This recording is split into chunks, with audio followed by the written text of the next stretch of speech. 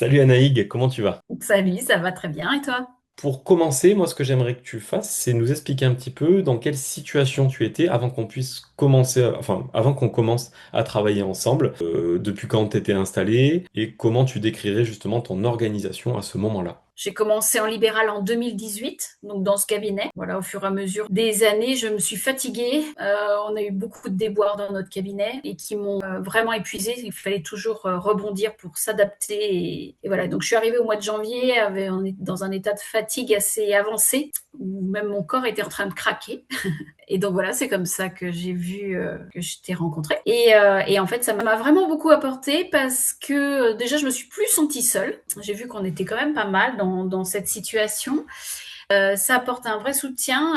Alors malgré que dans mon quotidien, je suis entourée, enfin avec des collègues au niveau local, mais c'est pas pareil. Et ça m'a beaucoup apporté. Ça a clarifié les choses dans ma tête. Ça a remis les choses en perspective en fait. Et je sais pas par quel miracle, mais en tout cas le stress est fortement redescendu. Ça a mis des mots sur ce que je ressentais. Voilà, on est des chefs d'entreprise. Moi j'avais un problème de légitimité aussi dans tout ce que je faisais et du coup, je me suis sentie plus sereine dans mon activité. On est un cabinet où on est trois associés, une collaboratrice et une remplaçante. Moi, je suis peut-être la plus dynamique en plus dans cette organisation-là. J'avais une collègue qui était divorcée, qui vit un divorce très très difficile, donc on porte à bout de bras depuis déjà plusieurs années et une autre qui vient d'avoir un accident de voiture très grave au mois d'octobre. Donc voilà, donc il a fallu porter tout le cabinet toute seule. J'ai craqué. Quel a été l'élément un petit peu déclencheur, le moment où tu t'es dit justement il faut que je fasse un peu le point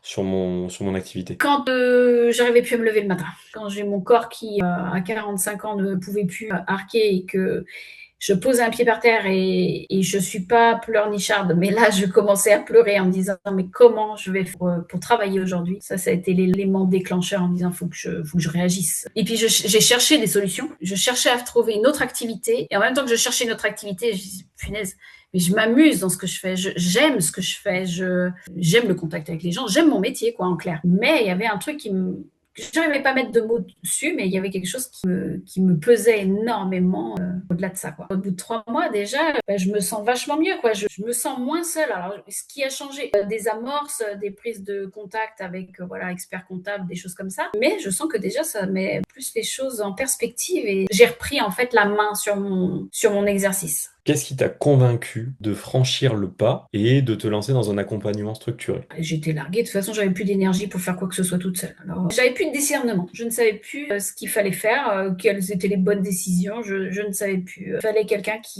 ouais, qui me drive un peu, quelqu'un qui puisse prendre de la hauteur à ma place, quoi. Concrètement, comment tu vis l'accompagnement aujourd'hui? Est-ce qu'il y a un point qui t'a marqué dans la méthode, par exemple? Ce que j'apprécie, c'est les rencontres là, comme on fait en visio. Je trouve ça hyper enrichissant que tout le monde puisse parler, échanger sur ses pratiques. Et on a beau être sur plein de réseaux dans notre activité. Sur ma région, on a un groupe WhatsApp avec les infirmières du 44. Il y a plein d'infos qui circulent, mais là, pour le coup, il y en a beaucoup trop et c'est pas structuré. Je sais pas combien de messages j'ai en attente, mais pour moi, c'était plus possible. Et là, c'est structuré. On parle de la fiscalité, on passe un temps sur ça, on passe un temps sur la communication. C'est ça qui me plaît et c'est ça qui m'a marqué dans l'accompagnement. Ça va m'avoir changé mon point de vue sur ma relation avec mon comptable et je vais avoir un regard, je vais plus me laisser faire comme avant. Parce que moi, je partais du principe que j'étais infirmière et que le comptable, il avait son métier, moi j'avais le mien. J'avais pas à empiéter sur son territoire et je me laissais complètement porter. Maintenant, je vais avoir un regard critique clairement, même si je reste avec mon comptable actuel, c'est moi qui vais un peu plus mener la danse et je me sens plus avertie et aguerrie dans ce secteur-là pour moi mener ma danse, quoi. Ça, c'était un super truc au départ et qui m'a beaucoup aidé. C'est pour ça que j'ai mis du temps aussi avant de démarrer. Ce truc-là, je l'ai refait même. Il y a certains podcasts que j'ai fait plusieurs fois. Ça m'a permis de vraiment poser les choses et de me poser des questions avant d'aller creuser un sujet. C'était mes propres problématiques à moi, quoi, où je voulais aller et voilà, c'était poser la base. Donc très intéressant. Si on compare un avant-après, qu'est-ce qui a réellement changé dans ton quotidien ou même dans ton organisation?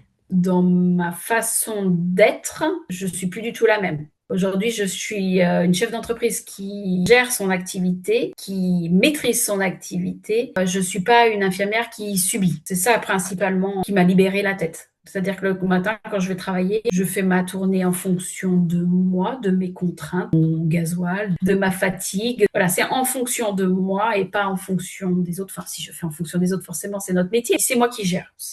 Et ça, c'était pas avant, je subissais. Ça a changé du tout au tout. Avant mon métier, j'étais devenue un peu psychopathe, c'est-à-dire que je travaillais quasiment tout le temps. Je revenais le midi, je travaillais encore, je m'y remettais le soir, j'envoyais des messages à mes collègues, enfin, ça ne se coupait jamais. Et là, maintenant, il y a un temps dédié pour tout. Ça, pareil, c'est ton coaching qui m'a aidé à ça, c'est qu'il y a des plages horaires pour le boulot. Il y a des temps qui sont déterminés. Et puis le principal, c'est mes temps perso. Donc tout se coordonne plutôt bien. Et au niveau du temps familial et personnel, c'est plutôt très très bien équilibré. Est-ce que tu as pu observer un impact mesurable? J'ai énormément de charge mentale en moins. Pour me ménager aussi au niveau, même quand je faisais pas des soirs, ma journée pouvait aller jusqu'à 20 heures de travail, jusqu'à 20 heures le soir.